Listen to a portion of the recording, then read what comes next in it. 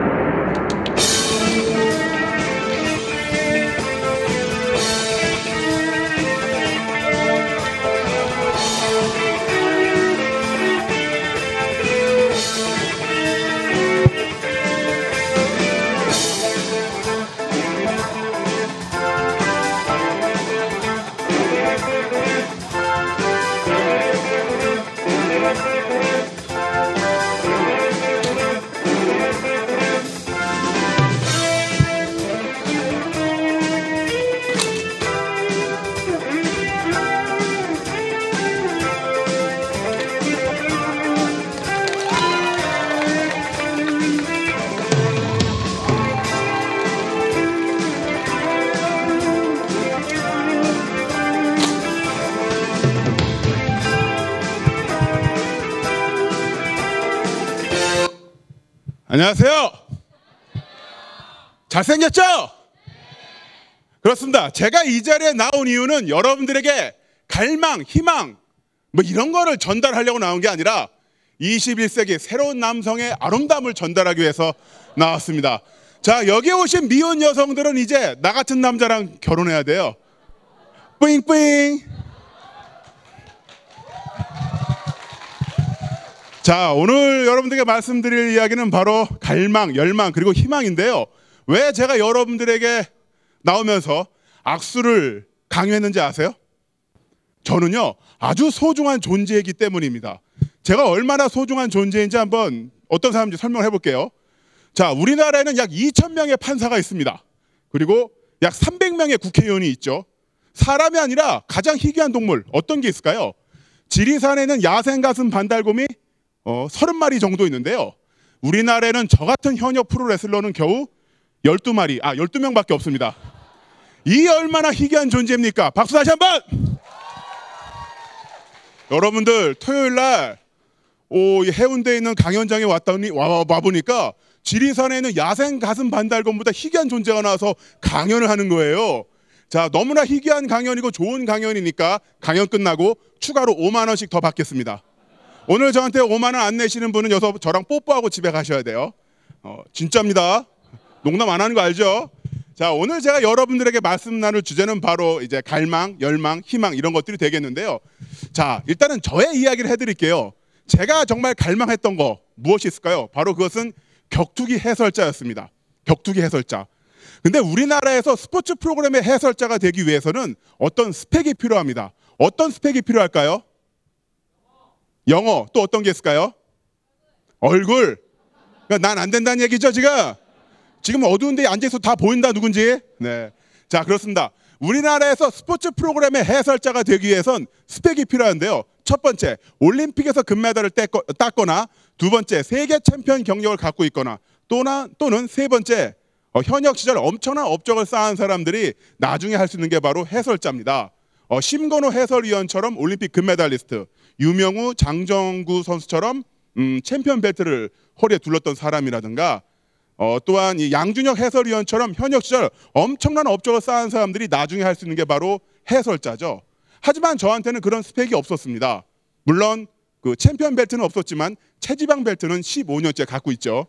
자, 그래서 2001년부터 2006년까지 대한민국 거의 모든 방송국에 서류를 냈어요. 그런데 단 한 번도 서류가 통과가 안 됐습니다. 왜냐하면 방송국 입장에서는 저런 사람을 해설자의 후보로 넣어줄 아무런 이유가 없는 거죠. 무려 2001년, 2002년, 2003년, 2004년, 2005년, 2006년 동안 내가 원하는 것에 대해서 단 한 번의 기회도 부여받지 못했을 때 얼마나 저도 가슴이 아팠을까요? 생긴 것도 여리게 생겼잖아요. 삥삥. 좀 웃어봐 좀. 나도 아까 화장실에서 연습했어 보면서. 자, 그래서요 좀 작전을 달리하기로 했습니다. 뭐냐면 방송국 사람들한테 나를 직접적으로 알리자라고 생각을 했어요.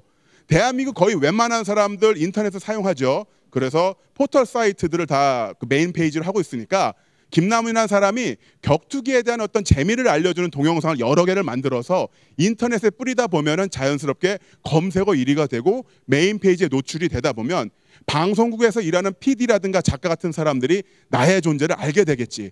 그러면 혹시 나한테 기회를 주지 않을까라는 생각을 하게 된 겁니다. 흔히 말하는 UCC 마케팅이라고 하죠. 이렇게 동영상으로 검색어 1위가 되는 건요. 여러분들도 간단하게 하실 수가 있어요. 이따 이 강연이 끝나고 가까운 지하철역에 가셔서 지하철에 들어가시기 전에 맥주 한 캔을 사세요. 반쯤 마신 상태에서 지하철 경로석에 앉아있는 할아버지 얼굴에 그 맥주를 확 뿌리세요. 확 뿌리면서 나 어디 학교 다닌 누구야 라고 큰 소리 이름을 외치시면은 옆자리에 있는 누군가가 동영상을 찍어서 유튜브에 올릴 거고요. 검색어 1위가 되실 겁니다. 그리고 이제 내일 이맘때쯤이면 여러분들의 모든 신상이 다 털릴 건데요. 자, 이렇게 험한 농담을 해봤는데 제가 그때 만들었던 영상이 하나 있습니다. 뭐냐면 로우킥의 비밀이란 동영상인데요. 여러분들 로우킥 아세요? 네, 로우킥은 그 상대의 다리를 걷어차는 킥인데 얼핏 보기에는 별로 안 아파 보여요. 하지만 실제로는 굉장히 아픈 기술인데 그 동영상을 통해서 로우킥이 얼마나 아픈 기술인지를 설명하는 영상을 만들어서 인터넷에 뿌리기 시작했습니다. 그 영상 한번 잠깐 보도록 할게요. 격투기 완전 정보. 로우킥의 비밀. 로우킥. 상대의 하체를 공격하는 발차기로 겉으로 보기에 파괴력이 없어 보이지만 실제로는 매우 강력한 기술이다. 맞아보자. 자, 이렇게 야구 배트가 부러질 정도로 강력한 킥이죠.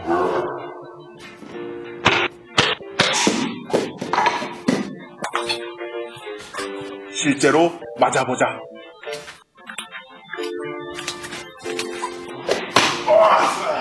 제가 계속 맞는 겁니다.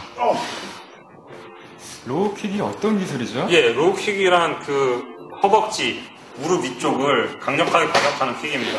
이게 처음에는 그렇게 큰 데미지를 주지 못하지만 예금처럼 계속 정립하다 보면 나중에 한꺼번에 데미지를 돌려받을 수 있는 그런 킥입니다. 예. 지금 김남훈 씨 이렇게 맡고 계신데 좀 예. 괜찮은 겁니까? 괜찮지 않고요. 조금 있으면 다리 마비될 겁니다.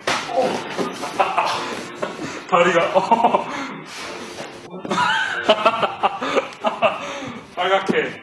빨갛게 됐네요. 예. 괜찮으세요? 아니요. 당신이 맞아봐!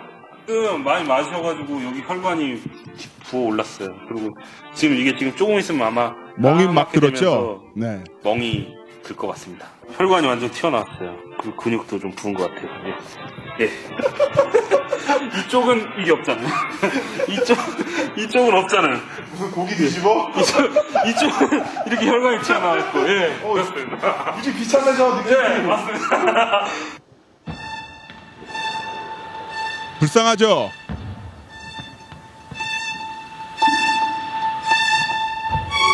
이 동영상은요 포털 사이트 다음에 올라간 지 약 일주일 만에 100만 클릭 정도가 나왔습니다. 엄청난 히트를 친 거죠.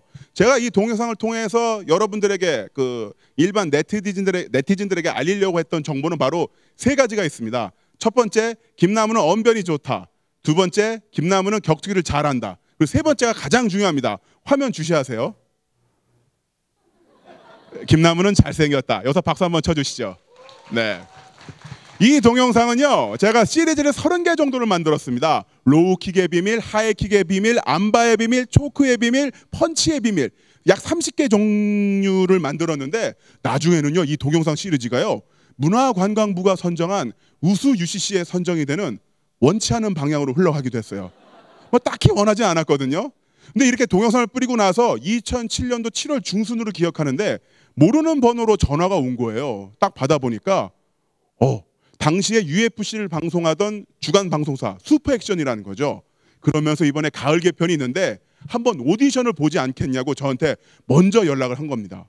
지난 6년간 저한테는 단 한 번도 기회를 주지 않다가 이 동영상을 통해서 저의 존재를 인지하게 되고 이 사람도 한번 기회 줘보지 이렇게 의견이 나와서 저한테 기회를 준 거죠.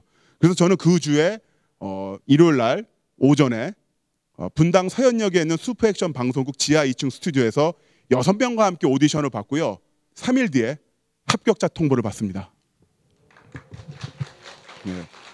그래서 인기 해설자로 이제 활동을 하게 되죠. 100만 남성 UFC 안방관람 UFC 김남훈의 UFC의 시청률 탑10을 차지했다 이렇게 나오는데 혹시 제가 해설하는 거 보신 분? 한 4분 정도 손 들어주셨는데 고맙습니다. 100만 명 중에 4분이 여기 와 계시네요. 자, 이렇게 해서 활동을 했었는데요. 그렇습니다. 아까 말씀드렸던 것처럼 내가 정말 갈망하는 게 있고 내가 그것을 할 수 있는 능력과 노력을 어떤 형태든 보여줄 수가 있다면은 내가 그 자격 요건 스펙을 갖추지 못한다고 하더라도 기회를 잡을 수 있다는 것을 여러분들에게 보여드리고 싶었어요. 여러분들 아마 스펙 때문에 많은 고민하고 계시죠? 네. 어떻게 본다면 그 스펙을 쌓는 것도 중요하지만은 그 스펙을 원하고 있는 사람들, 요구하고 있는 어떤 조직에서 과연 어떤 사람을 원하고 있는지를 살펴보고 내가 그것을 뛰어넘거나 애둘러가는 형태로라도 내 열정과 노력을 보여준다면, 내 갈망을 보여준다면 기회를 잡을 수 있다는 것을 여러분들에게 알려드리고 싶었습니다. 자, 그리고 또 하나 제 자랑을 해볼게요. 김남훈은 강연을 잘하고 싶었다. 어때요? 여기 앞에 나와 있는 김남훈 좀 말 좀 하는 것 같아요? 재밌어요? 잘생겼죠? 잘생겼죠 할 때는 대답이 작아진다. 자, 그렇습니다. 근데 사실 저는 처음부터 강연을 잘하는 사람이 아니었었어요. 강연을 잘하는 사람은 그야말로 저희 희망사형이었는데 무엇보다도 저는 큰 약점을 갖고 있었습니다. 발음이 안 좋았거든요. 예전에 김미5라고 해서 경기장이 있었는데요. 거기서 경기를 하다가 제가 앞니가 부러졌어요.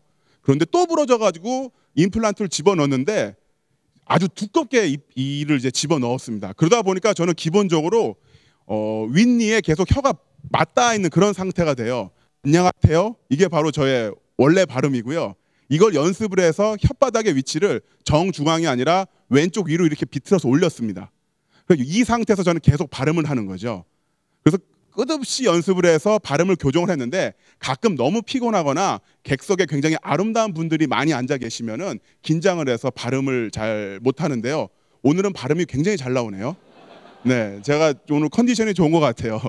자, 이렇게 해서 그 발음을 교정을 했는데 또 하나 문제가 되는 게 있었습니다. 뭐냐면 바로 이상하게 경기를 할 때는 아무런 떨림이 없는데 사람들 많은 곳에 가면은 계속 마음이 떨리면서 마치 외줄타기를 하는 것처럼 중언부언하고 주제를 못 잡고 막 헤매는 그런 경우가 많았어요.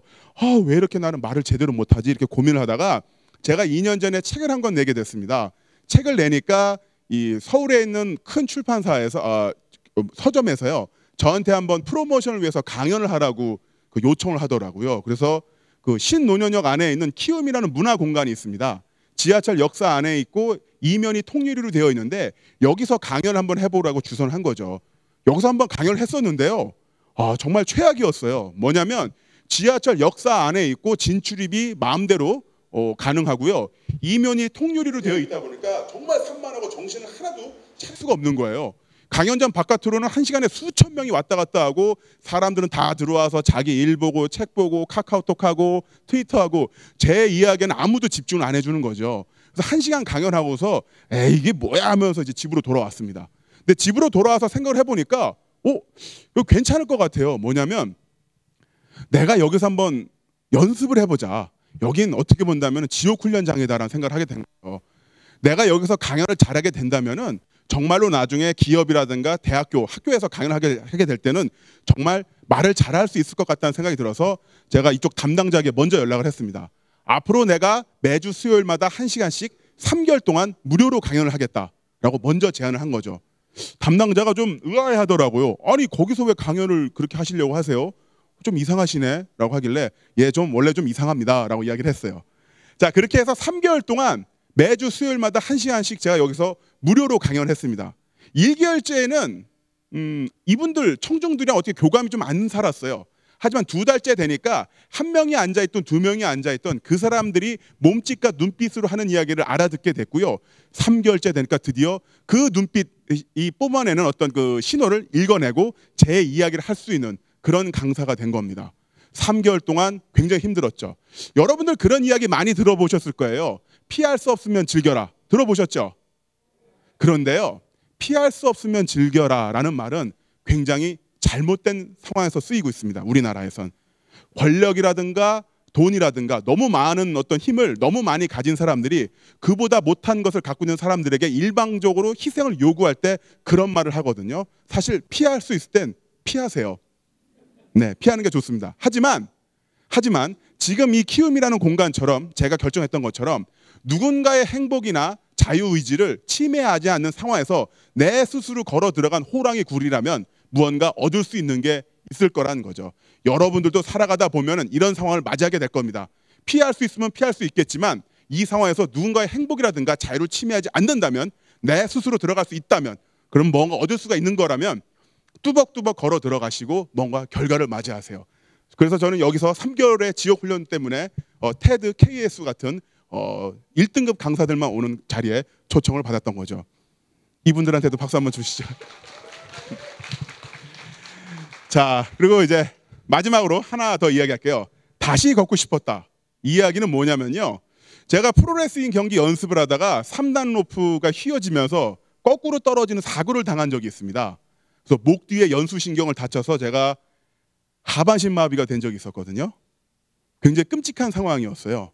여러분들, 사람이 사람으로서 갖고 있는 자존심에 가장 먼저 상처가 나는 시기가 언제인지 아세요? 바로 사람으로서 최소한의 청결과 위생을 책임지지 못할 때 자존심에 상처가 납니다. 하반신 마비가 되어서 누워 있다 보니까 가끔 대소변 실수를 하잖아요. 그럼 그 오물과 이제 그 향취가 내 방에 가득 차오르면서 내 등 뒤로 올라올 때 저는 절망에 빠졌죠. 그래서 100kg 나가던 체중이 110, 120, 130, 140으로 늘어나고요. 저는 그냥 방바닥에만 누워 있는 그런 상태가 6개월 이상이 지속이 됐습니다. 그러다가 어느 날 저희 아버님이 올라오셨어요. 아버지 입장에서는 그야말로 난리 난 거죠. 김수현 씨와 장동건을 꼭 닮은 이런 아들이 마비가 돼서 누워 있으니까 왜 웃어? 자, 굉장히 가슴이 아팠던 거죠. 그래서 아버지랑 같이 밥을 먹고 잠을 잤는데 아침에 눈을 떠보니까 무언가 제 손에 따뜻하고 부드러운 느낌이 있는 거죠. 아버지가 제 손을 꼭 붙잡고 주무시고 계셨던 겁니다. 그 손 안의 감촉이 느낌이 너무 좋아서 내가 누워서 아빠 손을 잡는 것도 좋지만 일어서서 안아드려야겠다는 생각을 했습니다. 나이 30 넘어서 드디어 효도하겠다는 생각을 하게 된 거죠. 그리고 또 하나는요, 정말 먹고 싶은 게 있었어요. 뭐였냐면 햄버거였습니다. 여러분들 햄버거 먹는 방법 아세요? 맛있게 먹는 방법 모르세요? 진짜 모르세요? 큰일 날 사람들이네. 햄버거는요, 먼저 감자튀김을 입안에 탁 털어 넣어요. 그러면 엄청난 고통이 오죠. 그 상태에서 콜라를 쭉 빨면은 머리가 아픕니다. 이 고통의 투타치 상태에서 햄버거를 으적 씹어 먹으면 최고의 맛을 느낄 수가 있어요. 그래서 이 햄버거가 먹고 싶어서 다시 걷기로 했는데요, 처음부터 누워있는 상태에서 바로 일어서는 것은 불가능했습니다. 그래서 어떻게 했냐면은 처음에는 누워있는 상태에서 기어가는 연습을 했어요. 아까 저 로우킥의 비밀에서 맞고 기어가는 장면이 있었죠?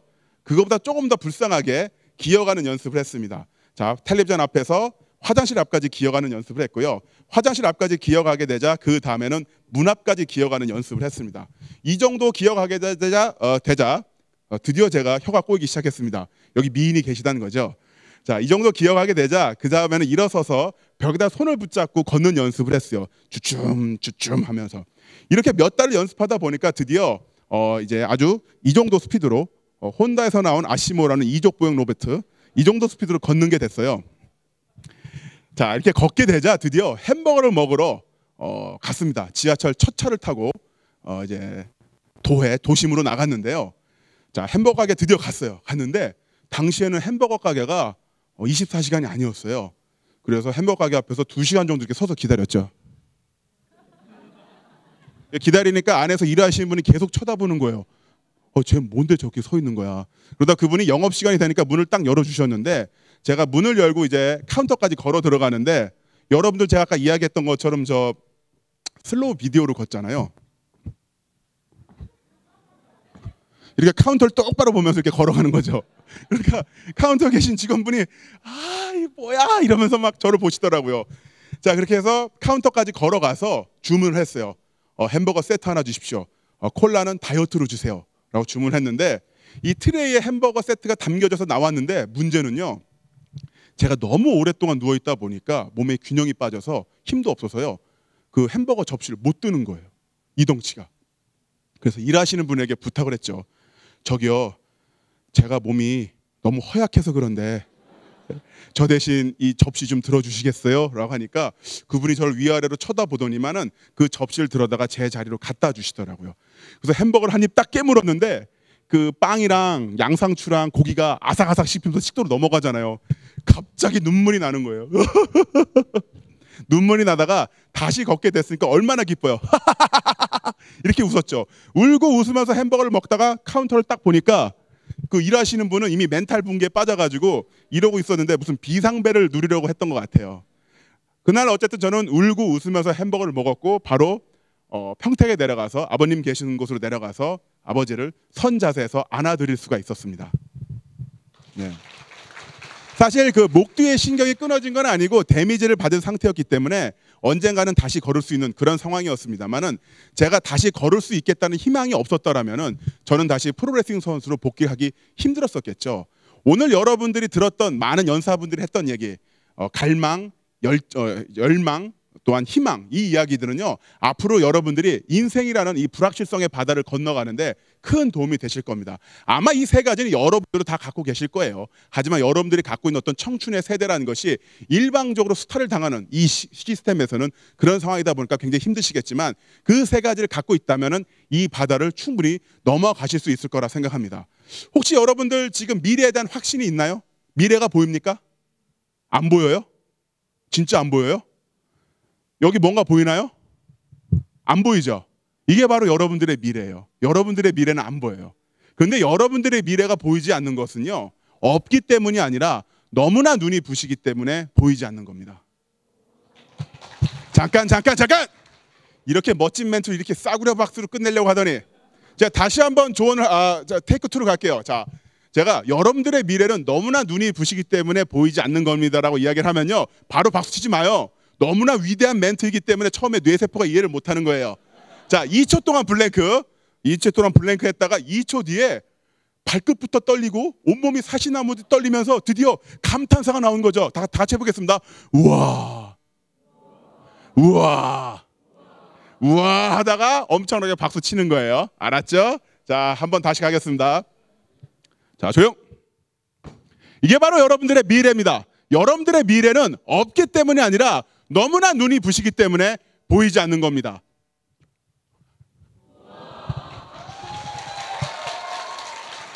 너무나 눈이 부셔서 보이지 않는 여러분들의 미래 향해서 걸어 나가세요. 아마 안 잡힐 겁니다. 그러면 어깨를 딱 핀 상태에서 팔까지 넣어 보시면 손가락 2마리 정도 끝에 너무나 눈이 부셔서 보이지 않던 여러분들의 미래가 꽉 잡힐 겁니다. 그 미래 꽉 잡으시면서 앞으로 계속 걸어 나가십시오. 고맙습니다.